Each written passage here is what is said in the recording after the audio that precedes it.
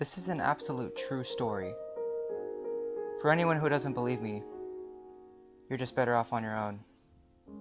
They say if you don't believe, that he comes for you too. I've done a bit of research, and the rare population of people that this has happened to is well to say that he's a modern-day boogeyman. No, I don't mean Slenderman, or the Rake, or even Jeff the Killer, and I'm not even sure any of those creatures are real. I'm not sure if this creature is real either. If it's a creature, or whatever it is, then is it a figment of my imagination? That's just the thing. I don't know. I can barely see the difference between reality and sleep anymore, as I've been beginning to see it in my nightmares, and even in some of my dreams. You guys probably have no idea what the hell I'm even talking about. So, for your own safety, and just to save time, let's move on to the story. It was a long day for me, at work of course. I work at a small gas station just down the road from where I live, but that isn't really important, and it is unrelated to what I'm trying to tell. Anyway, it was almost 11 p.m. before I decided to go into my room and turn in for the night. I live in a small, one-story house, and a quite big bedroom too. Bigger than the average bedroom, but that was just fine. Right in front of my bed, I have a cabinet with a mirror and a large window on the wall to the left, which drapes are always closed on. Always before I go to sleep, I watch ASMR videos. Some of you probably don't know what those are, but they're just relaxing videos that I watch to help me sleep. I went on one of my favorite ASMR channels, ASM Matt R, and I watched the binaural creepypasta Room Zero, which some may consider the sequel to Abandoned by Disney, but I'm not going to say what it was, mainly because this has, again, nothing to do with the story I'm trying to tell. But midway through watching it through my headphones, I could hear what sounded like a small pebble or a chess piece hit the wood flooring just outside my room.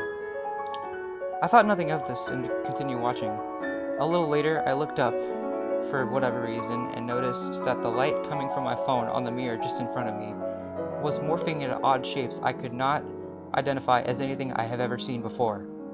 This was certainly weird. Just to clarify that I am up to date on all of the known creepypastas and legends. When I'm alone in the dark with a mirror, sometimes it can freak me out. You know what I'm saying? So seeing something like this actually happen in front of me, only feet away, freaked me out, of course, like I said.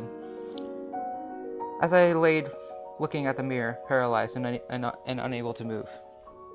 The light from the phone dimmed, as it does if you don't touch it for a long extension of time. This just freaked me out even more, because I didn't want to know what happened if the light turned off altogether and I was alone in the dark. I was also too scared to move and tap the phone so that the light brightened back up. While it was still on, I saw the colors circle up fastly and form into the shape of a white skull as it disappeared when the light shut off, as I feared. I quickly turned the phone back on minutes later after I come to my senses. The lights were normal and everything seemed to settle back down. When I looked over at the blinds on the windows to see what looked like the shadow of a person. This actually was not unusual as you might think it might be. It was just the shadow of my coat that was hanging on the coat hanger, which was on the closet door directly across from the window. I looked over and I saw that my coat had fell off the coat hanger onto the floor. I then quickly sat up, darting my head back to the left on the window, to see in the corner of my eye the fake shadow of the coat dart to the left into nothingness. I began to panic. I jumped out of bed and I ran out of the room into the kitchen, quickly flipping on the lights. When I did this, all around the area, corners, hallways, etc., I saw black figures pull back into hiding. Seeing this, I slightly screamed and grabbed the phone only to dial 911. And strangely, there was no response. That's when I realized the phone line had been cut. I didn't notice, but there wasn't even a dial tone. I didn't know what to do. There were people or a person or something in my house, and I didn't know what to do. I didn't want to leave either because if I did, I'd probably freak out the rest of the whole neighborhood. I thought maybe I should arm myself just in case out of nowhere, whatever it was that was in my house came at me on a full-on attack. I grabbed a big knife from my knife drawer and a cooking pan. Oddly, nothing weird had happened for the rest of the night. Weird, huh? All was calm and normal. I had thought, maybe I was just being paranoid. Maybe it was just my imagination.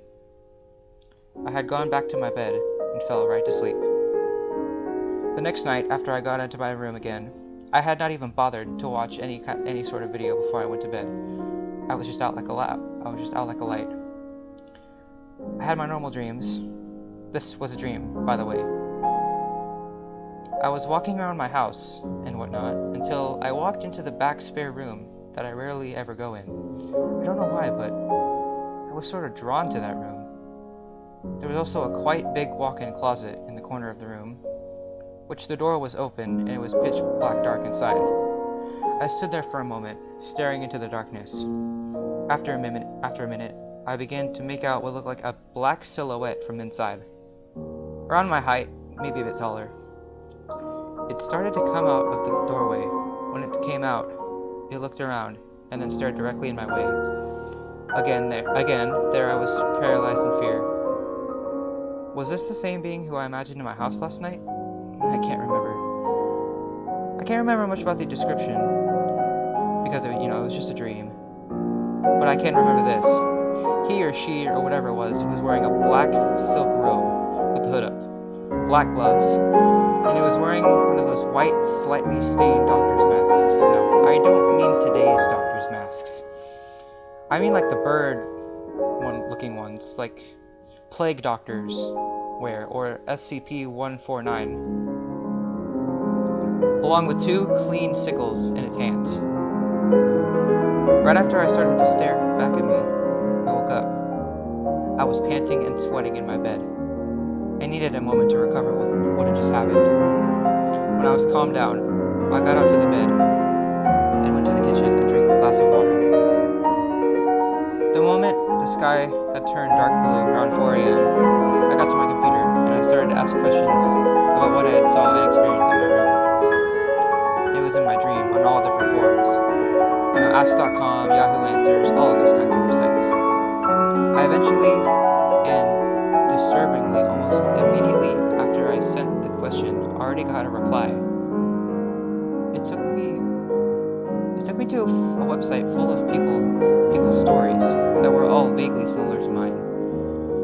Even an exact description of what I saw. Mostly on all of them. Sadly, this was not a very known thing because, this had only happened to a small group of only 12 people. One of them had even began to go on and on about how she started to see it in the woods in her backyard. But it hadn't tried to get her or anything. It just stands there. And every time she tried to look directly at it, the figure either completely disappeared into nothing or hid behind a tree. His or her, whatever it was, and its intentions and actions are still unknown, and nobody is completely sure what it wants or what crowd of people it's trying to look for. If this happens to you, please come to us. You'll find a lot more about this than any of us have. It even might be a little bit too late for me. I keep seeing it out of the corner of my eye wherever I go and wherever I am.